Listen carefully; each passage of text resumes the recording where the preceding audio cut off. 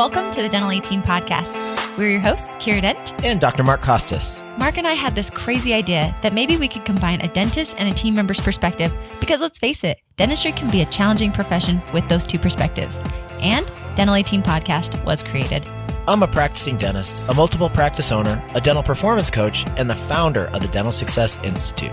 I've been a dental assistant, treatment coordinator, scheduler, biller, office manager, current practice owner, and international dental consultant. Mark and I don't just understand you, we are you. Our goal is to positively impact the world of dentistry by sharing our lessons learned from the road in hundreds of dental offices. Two perspectives, one mission, to help dental professionals reach their full potential. Welcome to the Dental A-Team podcast.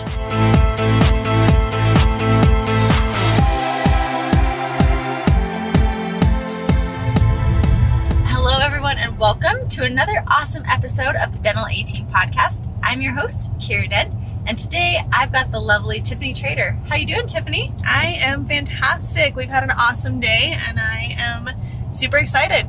Yeah, tell us what we've been doing because I know, but our listeners don't know what's been going on. Well, we spent an entire day today in beautiful Prescott, Arizona, home of the amazing Dr. Mark Costas. And we spent an entire day, 7.5 hours, filming some new video content for all of our teams and viewers and supporters. Yeah, it's going to be so fun. I'm so jazzed, Tiffany. It's one of those things when you and I get together, like Mark and I, we create, and you and I create, and it's just that like serendipity magic where everything just feels so good because we're creating those things that, you know, we wish we would have had when we were office managers that could have helped our team so much. And this is a pretty exciting moment that I think our listeners need to know that this is the first CarCast that that the Dental A-Team has ever experienced. It is, and we are driving home to, well, my home, not home for you. Nope, not my home at all. We're driving down the road right now, just podcasting. Super it up. Safe, we're fine. We're totally fine. Mark does this all the time. We learn from the best. Oh gosh, he says the cars have the best acoustics, so we hopped in the car. We said, we're doing this, and we're driving, and we're podcasting, and it's super exciting. It is. It's super fun. We're so exciting. And Tiffany is the one who's driving, so, you know, I think we're reasonably safe going out. Absolutely. Not reasonably. We are very safe. Tiffany's a fantastic driver. So, Tiff, tell us a little bit about where you've been. The listeners, this is the first time you've been on the podcast, and you are a huge integral part of the Dental A-Team. So, just talk to us a little bit about your vision for Dental A-Team and your role within that company. Awesome. Well, thank you for that intro. That was really sweet of you. Of course. I'm excited to be here, and I really love what we do. I think that we've really changed the face of in-office consulting and coaching and changed the game on what we can provide for our offices. We've both been traveling a ton the last year and a half. You are rolling into, 2 years now? Mm-hmm. And we love it, and we thought we'd bring it up another level. So for me, I love creating value and relationships with people, helping teams unite, and just really coming at consulting/coaching from the point of view of the team. I like the team's perspective. I think there's not enough out there for the team. Everything, is catered to our doctors, which is fantastic. They need it. But I think it would be really fun for the teams to have somewhere to go where they can learn and grow and feel like they've got someone out there supporting them and the side of dentistry that they hold. Absolutely. And I love how you said, because you and I come from this very passionate realm of, and I think the difference of our consulting style compared to possibly, others, or just the whole model that we've tried to build our consulting company off of is very team driven, very team based, very much proactive, because honestly, doctors, we can make their lives so much easier when the team is being trained and they're happy and morale's up. I mean, you are phenomenal with team morale and helping in that realm, which I think is going to be a huge asset. And today, if you're interested, I think we should definitely dive into some of your real strong suits of team engagement that our Dental A-Team family could definitely benefit from. Yeah, absolutely. My biggest thing in life in general is communication and just making sure that that's really ramped up. I think that teams, they strive for togetherness and that family feeling, and they want no clicks and everybody gets along, and they underestimate the value of really actually truly communicating with each other. And team engagement and involvement starts with everyone feeling like they're actually a part of that team. For sure. Do you agree? Communication just is huge. Well, communication is the basis of everything that we do, because if we're not communicating, it's that whole idea. And when you're out of sync within communication, your whole practice is falling apart, because communication is how we actually communicate and get things done within a practice. So if you don't have that dialed in and really strong, how are you supposed to move your practice forward when your core foundation of the practice, everything it's built upon, is lacking? Right. And I think the key to proper communication is understanding that on some level you're going to feel like you're over communicating. But I think that the under communication, the times when we're like, it's not that big of a deal, we don't really need to talk about it, it doesn't need to be addressed, those are the times when we have those little thorns in the side, and we create that diversity within our teams without even realizing it. Yeah, and I think it would be a good time on that to say, we would have those assumptions of, this really isn't that big of a deal, let's just let it slide, or, well, they were probably thinking this, where it's a lot easier just to have those direct communication conversations, clear the air, not have those assumptions rising, because when those assumptions come in, that tends to be where teams fall apart. So Tiff, in your experience, what do you do? Say you walk into an office, they've got poor communication. What are your go-to fixes for that office to improve that communication? I really, really, really love diving into the why behind the poor communication for the team, and really coming at it from the team perspective, because the doctors, they have, what they think the problems are, or what's been given to them from various team members, but going to the source is your real solution-based idea right there, right? Sure. Your solutions are found there. So asking the team members, like, how do you feel about communication? How do you feel the flow of the practices? How do you feel things are ran? All of these things, let them get their feelings and opinions out. Then you'll see what's actually going on. And typically it's 1 or 2 or 3 of the girls in the office are just not jiving. They're not seeing eye to eye. And it's usually because there was a hurt feeling somewhere that needs to be hashed out. Definitely. And you were an office manager for how many years, Tiffany? I was an office manager technically for about a year, a little over a year, I want to say. I've never actually thought about that. I guess a little over a year. But I helped to run the practice for many years and was kind of the right hand to my doctor and to my office manager for a while, along with a couple other rock star girls that we had in the office. We really helped to manage the practice as a unit. Definitely. And so when you had those hard, because I wanted our listeners to see, the experience you had, I know you would tell me all the time that you'd have girls in your office all the time with those communication hashes. How would you get those hurt feelings or those things? Because I think as an office manager, this is one of the trickiest things to overcome. How did you solve that, and how do you do it for your current offices that you coach now? Yeah, well, I think one of the biggest part about communication that a lot of people miss is that there's 2 pieces to communication. There's the actual talking, where you're getting out your feelings, you're saying all the things, but then the other part of that is the listening. So you have to have an active listener on the other side who's willing to hear out what's happened, what they may have done to have caused this problem, and really be willing to say, wow, I see your side. Instilling that value in your team, and we have to do it really quickly while we're there, but it's paramount. It's the only way, because if they can't be an active listener and really take responsibility in a situation, you're not going to come to a conclusion. So spending the time, if you've got, one girl in your office that she's crying and she's had a rough day, listen to her, tell her, it's okay. It's there. We will live to see another day. And what are some solutions we can come up with?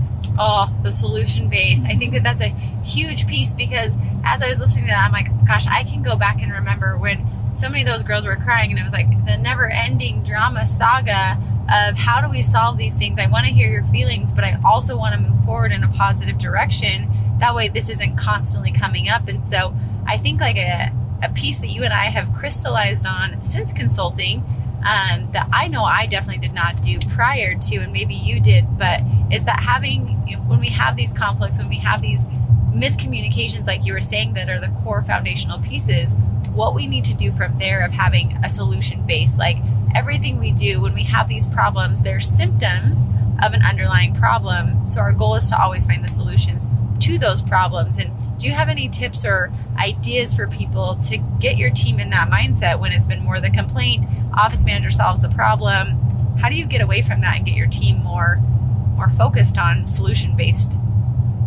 Yeah, just running solutions-based. So for me, I am very honest. I wouldn't call myself necessarily a black and white person because I think that I can word ninja pretty well, rather than just being like super straightforward and sometimes harmful. But I definitely put expectations out and I'm truthfully honest all of the time. And so when I have team members coming to me, I let them know, I am here. I can listen to you to an extent, but on some level, we have to come up with solutions that are going to keep this from happening in the future. So if you've got a feelings-based problem, what can we do as a team in the future to help this not arise again? Or what would make you feel better about the situation? Come up with areas that we can improve on, or areas that specific person can handle the problem on their own. If you continuously just remind them of these things, you're building a habit with them. Gosh, I love that. And I love that it will just so nicely tie back to what we were discussing at the beginning of expectations. In that scenario you just gave, you set clear expectations from the beginning of, I'm listening to you, but we're listening with a purpose to find a solution. I'm listening to you with the expectation that we find a solution so this problem doesn't happen in the future, which is progression. Yeah, and when we progress, we have that happiness. You're able to feel like you're moving forward. We're just not living on the hamster wheel of repeating the same problem over and over and over again. Gosh, such good stuff today, Tiffany. I agree. This was a really quick snippet of something that could go really deep. So I hope that people are taking good notes. I hope so too. And I think, Tiff, you've got so many other great ideas that you're always coming up with. I think it'd be fun to give our listeners, we've got the communication, giving expectations, but I think we should dive deeper on one more topic of your choosing today. So what topic are you up for today? I think we should kind of stay right in line, but similar topic, but very different. And I think that needs to be those hard conversations on when the communication's not there. So good, because this is where we dodge around. And as office managers, it's, we've got these crying girls, or we've got this problem, or we've got a doctor who doesn't understand why the team's not performing, or, the schedule's not full.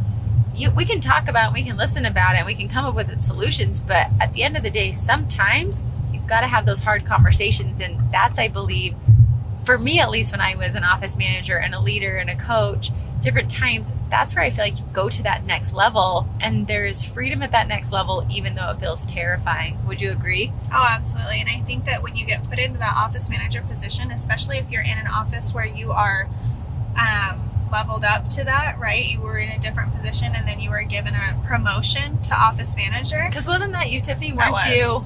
Yeah. And it can be tough because you've built friendships and relationships with these girls, and now you're the office manager and you have to have tough conversations with them. So the key there is that you built the right relationship with your team. So from the beginning, my team looked to me as someone who could help with solutions, help with answers, but really was truthful and honest in every occasion, so they knew they could rely on me to be that office manager that they needed. So I think when it comes to the hard conversations, the hardest conversation is when you have an underperforming employee, someone who just really isn't doing his or her job, and you have to address that. It's super uncomfortable if you make it uncomfortable, right? Right. It doesn't have to be. I think it's that whole mindset of, so many times we walk into this of, oh gosh, this is going to be that hard conversation and they're not going to like me and I've got to be their boss and I was their friend. And I think those are all the stories we create and we choose to live by in whatever realm, office manager, dental assistant, hygiene, whomever you are in whatever position within the team. What stories are you creating? Because it doesn't have to be a hard conversation. And I love, love, love this topic because it was something I think that was hard for me to grasp and understand. I didn't feel like I did a great job with it all the time. I think I struggled with it. A lot of these conversations were hard for me for a long time. So how do you have them not be hard conversations, Tiffany?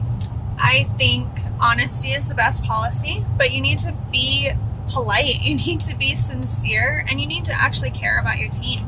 think if you can come at it from the right place in your heart, then they will get that understanding and get those vibes that you're not out to hurt them or tell them that they're necessarily wrong in what they're doing. You know, they're not wrong in life. They just need to figure out a little bit better on how to accomplish their jobs, and ask them, you know, maybe there's something they didn't understand.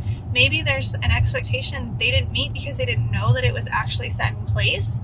Or maybe they didn't even know how to do the thing, whatever it is, and they were too afraid to ask. Absolutely. I think that comes back to, it's also a great time for you as a leader to reflect on how good you are training them. This is a good time for you to see, did you set them up for failure? Where did you possibly, you know, not bring your team member up to success, versus it being that hard conversation. And I think that's also a matter of just setting your culture to that from the beginning. I mean, Tiffany, it sounds like your office knew very well that everything that you do, all your coaching moments with them, anytime you have to have that quote unquote hard conversation, it was never done in the spirit of being condescending or coming down hard on them because you're the boss, you're the office manager. Instead, it was, this is inefficient. It's not helping our team grow. It's not helping our practice grow. What can we do to make it so it's a better environment for everyone involved? And what's your role and what's my role in this? Let's fix that and find a solution. Yeah, absolutely. And I think taking the responsibility and really saying, hey, I see that this isn't getting done. What can I help with in this situation? Do you have all of the information that you need? Did I give you all the tools for success? Did I set you up correctly? And when they say, yes, I had it all, I just didn't get it done. Fantastic. I appreciate your honesty. I'd like for you to go get it done, have it done for me by, you know, give them a date, give them a time stamp, and then check on it. Did it get accomplished? And when it did, celebrate that win, no matter how minor it is. To tell them thank you. Like, hey, I really appreciate you putting the urgency piece there and getting that taken care of. It really helps me out. Absolutely. And I love the idea of celebrating the wins, because that's when people know it's like, you did have that quote unquote hard conversation, but I think it's more just a conversation. You can throw the hard in front of it if you want to, but it's just a conversation and the way you choose to approach it. But then they know, okay, great, Tiffany's on my team. She wants me to be here. We celebrate when I do things well. You're training your team that it's okay because we quote unquote fail successfully, or we learn together and grow together successfully, as opposed to it being me against you. I'm your boss, get these things done because I said so. And I think tying that in as well, when, hey, you asked, did I give you everything? Yes, you did. Taking that right back to what we were talking about before of what solutions do they have? How are we not going to have this problem in the future that they want to create? Because when they create it and they come up with the solution, it's so much easier to hold them accountable and less work for you as an office manager, because you don't have to come up with all the solutions. They're doing it and they're more committed to that from what we've seen and found. Absolutely. And I think that when it's just like anything in the office, when they have a creative piece partaken in that puzzle, right? They've created that solution. They're more willing to actually get it done rather than it's something that's told to them again. So they hold more responsibility in it because they said, nope, totally get it. I'm going to have that done for you by 5 p.m. And Kiera, like, how many times has that happened with me? Like, nope, that was my bad. I will get that done for you by this day. Yes. And I love it when people don't care about excuses. And I think if you can train your team and also know for yourself, we don't care about excuses. Bottom line is, like, you let me down, sure, I'm going to listen to it. But what people really want to know, and training your teams to see it this way of, okay, great, you acknowledge the fact that you missed the mark on whatever level it was, but what can I count on you for in the future? Tiffany's like, yep, my bad, I missed that. I'm so sorry. You can count on me to have it to you by Friday.